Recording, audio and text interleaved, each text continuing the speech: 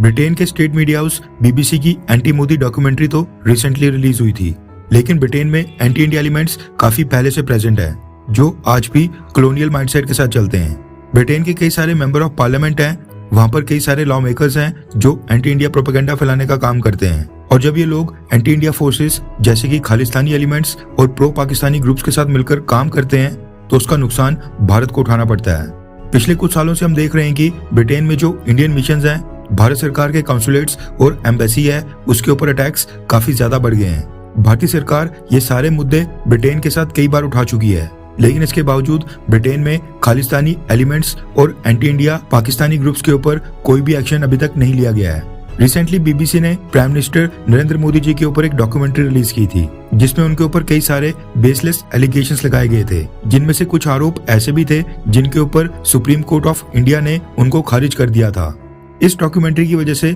भारत में काफी नाराजगी भी देखने को मिली थी, और अब इस डॉक्यूमेंट्री के बाद पहली बार भारत और ब्रिटेन के बीच 2 दिन पहले एक हाई लेवल मीटिंग हुई है। भारत के national security adviser Ajit Doval sir Britain के दौरे पर गए थे, जिस दौरान उन्हें ब्रिटेन के नेशनल सिक्योरिटी एडवाइजर टिम बैरो के साथ मीटिंग करनी थी।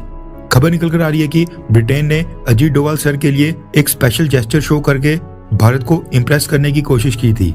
लेकिन इस मीटिंग के दौरान एनएसए अजीत डोभाल सर ने ब्रिटेन को साफ शब्दों में कह दिया कि अगर ब्रिटेन भारत के साथ अपनी पार्टनरशिप को मल्टी डायमेंशनल एरे में ले जाना चाहता है, तो ब्रिटेन को कुछ एलिमेंट्स के ऊपर कार्रवाई करनी पड़ेगी, वरना भारत और ब्रिटेन के बीच के टाइज एक साधारण सी स्टेट में रहेंगे। रेफरेंस के लिए आपकी स्क्रीन के ऊपर टाइम्स नाउ के आर्टिकल का स्क्रीनशॉट है, जिसके मुताबिक भारत के national security adviser Ajit Doval sir ने बहुत ही ब्लंटली यानी सीधे और साफ शब्दों में ब्रिटेन को कहा कि अगर भारत के साथ रिश्ते सुधारने हैं, तो सिख रेडिकल्स और पाकिस्तानी एक्सट्रीमिस्ट के ऊपर ब्रिटेन को कार्रवाई करनी पड़ेगी। हुआ ये कि मीटिंग भारत और ब्रिटेन के नेशनल सिक्योरिटी एडवाइजर्स और कुछ ऑफिशियल्स के बीच थी, लेकिन British prime minister Rishi Sunak ने भारत के लिए एक स्पेशल जेस्चर दिखाया और वो अचानक से इस मीटिंग को अटेंड करने के लिए आ गए। लेकिन अजीत डोभाल सर ने ऋषि सुनक की प्रेजेंस में ब्रिटेन को ये बात क्लियरली कह दी कि ब्रिटेन के अंदर इंडियन मिशंस के ऊपर अटैक लगातार बढ़ते जा रहे हैं, इंडियन ओरिजिन के लोगों को सफर करना पड़ रहा है। ऐसे में सिख रेडिकल्स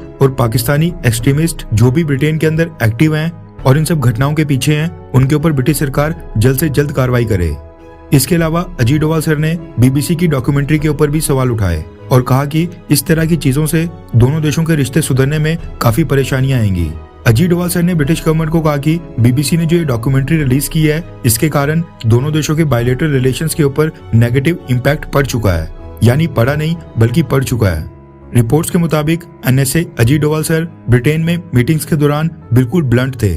यानी वो डिप्लोमेटिक लेवल की लैंग्वेज में बिल्कुल नहीं उलझे और ब्रिटिश गवर्नमेंट को साफ बता दिया कि भारत क्या चाहता है और हमारे साथ टाइज मजबूत करने के लिए उनको क्या करना होगा। वरना होता क्या है कि इस डर से कि सामने वाला देश नाराज नहीं हो जाए, कई बार बहुत ही सॉफ्ट लैंग्वेज का यूज किया जाता है, लेकिन अजीत डोभाल सर ने सॉफ्ट लैंग्वेज नहीं बल्कि बहुत ही ब्लंट तरीके से ये सारी बातें बोल दी और भारत की तरफ से नाराजगी जता दी। खैर, आपको क्या लगता है कि अजीत डोभाल सर ने भारत के नेशनल सिक्योरिटी एडवाइजर के रूप में क्या अच्छा काम किया है? क्या आप उसको अप्रूव करते हैं? हाँ या फिर ना? नीचे कमेंट करके अपनी राय जरूर बताएं।